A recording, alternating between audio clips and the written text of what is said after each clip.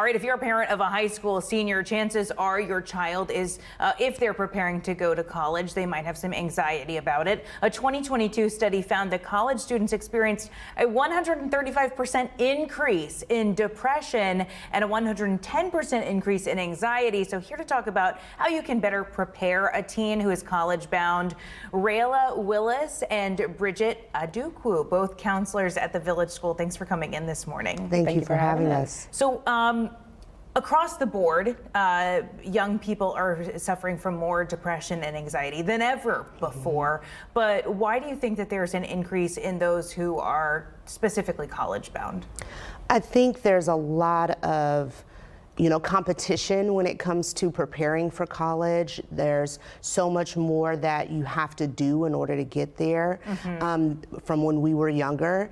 And so it brings about a lot of anxiety. It brings about a lot of, the unknown. Anytime you have the unknown, it can be an anxious time for you. Yeah, and then, but just this generation in general is suffering with more of that fear of the unknown, more fear of anxiety. Do you know why that is? I think one, also the time that these students have been in school, right? Yeah. 2020, we got hit with the pandemic. I see that the college landscape has changed. Colleges are getting more and more competitive, even our public state schools here in Texas and abroad.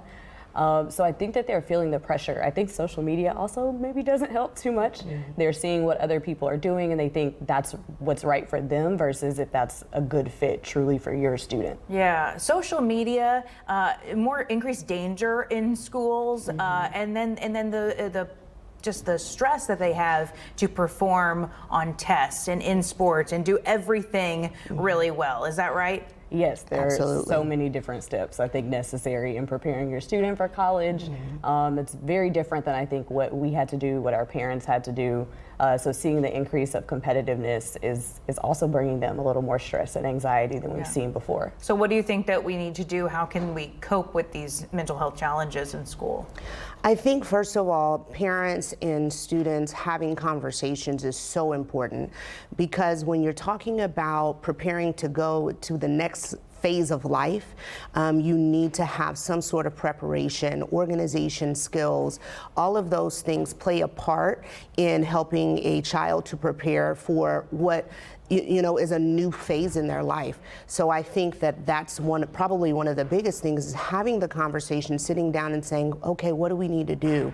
And then finding what coping strategies actually work for you, because everything doesn't work. And so knowing now ahead of time, as you begin to, prepare to go into those different scenarios in school, especially if you as a parent have already been in school, kind of helping them with that transition as well. So we talk about preparation, at each stage of a child's life, right? Even when you're talking about a child going into high school for the first time or something like that, we talk about how understanding what you're going in for and the routine. What if you're a parent who didn't go to college yourself? How are you supposed to help them get familiar with what to expect? The basic skills, right? You're talking about organization, you're talking about creating a schedule. These are all things, regardless of where you've been in life, that you can have ready and available to utilize, right? Because we have to do these things every day in life. Kind of like they're going into the real world now. This is what it's like to wake up to your own alarm clock and get someplace on time. And is that what we're talking about? Yeah, just absolutely. Like those basic life skills like that? Yes, absolutely. Knowing that there's a beginning, middle, and end of a day. Here at the Village School, we actually take time to talk to our parents as well as our students about what it takes in order to transition and get ready for the next stage. And that includes the getting up and knowing what your routine is for the day, planning the day out. So many aspects of mental health are dismissed because it seems simple, or it seems like, oh, just something basic. Go take a walk. Oh, we take walks all day long. We don't understand the importance of it until it's like, okay, let's calm down. Let's take a step back and reintroduce these basic things into our life that can make us more centered and mindful, right? What about finances? Students for the first time might have to deal with their own finances. What would you recommend? So I think that for Village One, we try and make sure that, as Rayla mentioned, our students and our families are all having the conversation about finance, because everyone's not in the same place.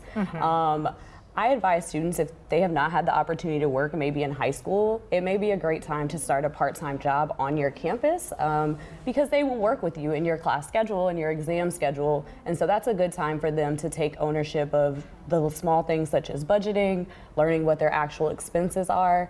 We recently brought back alumni from Village to talk to our seniors.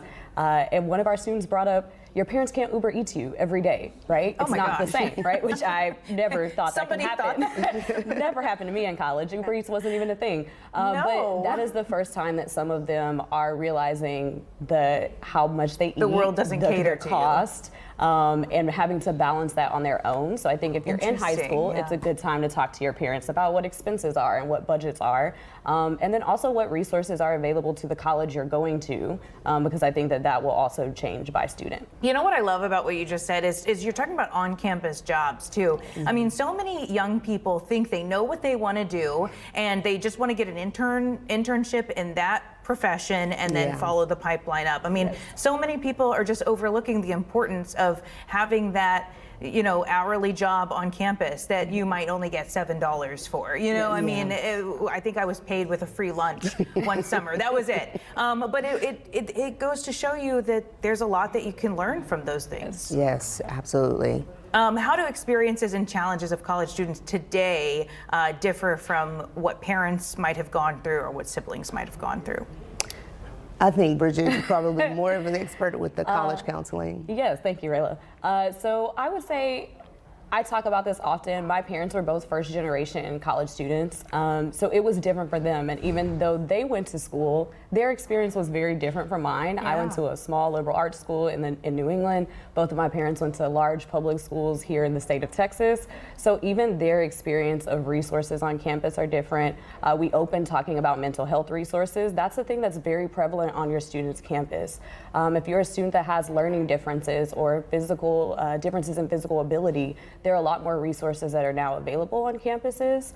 If you're gluten-free, you can now get gluten-free food on a college campus, which I don't even know if my college had that. Absolutely not. But there are so many different opportunities that are now available at campuses, and really finding the right fit, I think, is important. And it's making universities more accessible to people. True, very much so. Yes. Yeah. Do you have anything to add? I think for me, I think one of the things I keep in mind is that I only applied to one college and I got in. Wow, you're lucky. I won't mention my number. But. And that's just not, I think we have one student that applied to like 50 colleges. Wow. And so, just even those differences, right, of knowing that it's so competitive right now in order to get into college. And I didn't have to face those types of things. And that is an increase in anxiety and that increases all of the stress that comes along with preparing for the next stage. Yeah, I mean, I have this overwhelming, empathy for students because they're just in a different world right now. But is there anything that you're particularly optimistic about with this generation? I would say, because I'm also now talking to our juniors at Village, we start a little earlier in these conversations. They seem to be a little more sure of the things they want, and for me as a college counselor, I focus on students and what they don't want because I feel that's equally important. So a lot of them know what hard stops are for them. And so for me, and hopefully for our families and you out there, you're able to find the good fit easier for your student because there are so many more options available. So I'm optimistic that they seem to be approaching this process as not always being competitive with others, but also what's going to be best for themselves. Yeah. Interesting. And I think also from an emotional standpoint, they're more tapped in. They know what they're feeling, they can express how they're feeling, and they know how to seek that help. I know at Village we are constantly talking about, reaching out, making sure that there are resources available. And we even take time to help them with, these are the resources that you'll have available when you go to your college campus.